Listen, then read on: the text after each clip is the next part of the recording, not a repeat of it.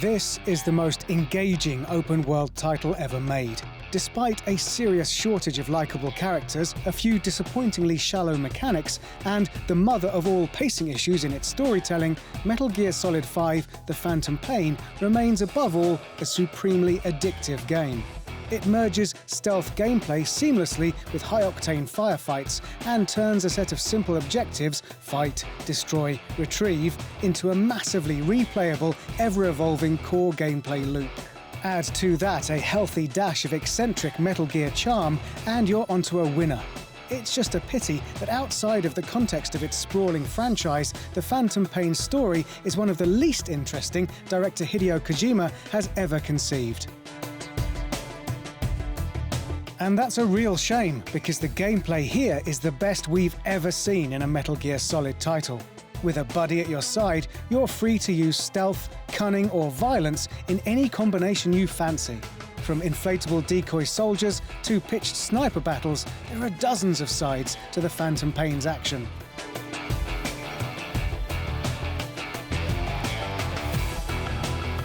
You're on a quest for revenge.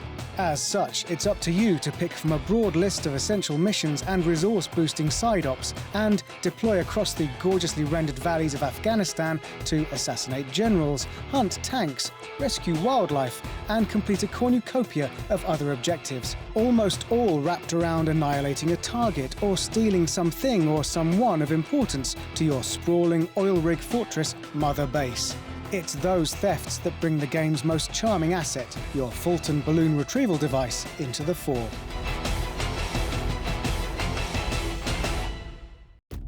As the game progresses, it opens out into a second, even better field of play, a war-torn African borderland. The more soldiers you pilfer from these abandoned war zones, and the better their skills, the stronger Mother Base becomes, offering the opportunity to research from a broad tech tree, customize gear as you will, and master the battlefield with intel reports or aerial bombardments. You can fly in for a visit, but the base itself is a big empty shell, made entertaining only by your fanatical guards begging you to beat them senseless, and your zoo, funded by an environmentalist NGO. That lifelessness is just the first sign of the game's inconsistent ability to mesh plot and action. Much of the narrative is relegated to optional cassette tapes, which are interesting but overused. This is the first Metal Gear Solid title that ever needed more cutscenes. The cinematics we do get are hit and miss too, especially when they're ogling slimily over the game's piece of silent sex appeal, the superhuman sniper, Quiet. As the game's only notable female character, it's a crying shame she's given almost zero characterization.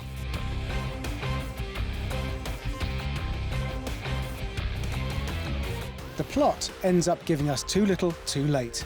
Despite having excellent AI, amazing gunplay, and near-perfect credentials as a sneak-em-up, the Phantom Pain takes an incredibly long time to realize any of its potential, miring you for dozens of hours in a clash with one of the series' least memorable villains. We'd need days to explain just how amazing this game can be, how it draws you in for mission after mission, but unless you use the rich, tactile action as a crutch to endure the snail's pace story, you'll never see what the Phantom Pain can do.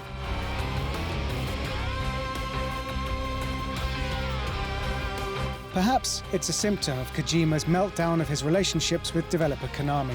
Maybe the game presents you with such sublime, open-ended gameplay that you can't help but wish for more control over your underlings and their epic base. Whatever the reason, Metal Gear Solid V: The Phantom Pain is not a perfect experience, but it routinely shows the potential for perfection.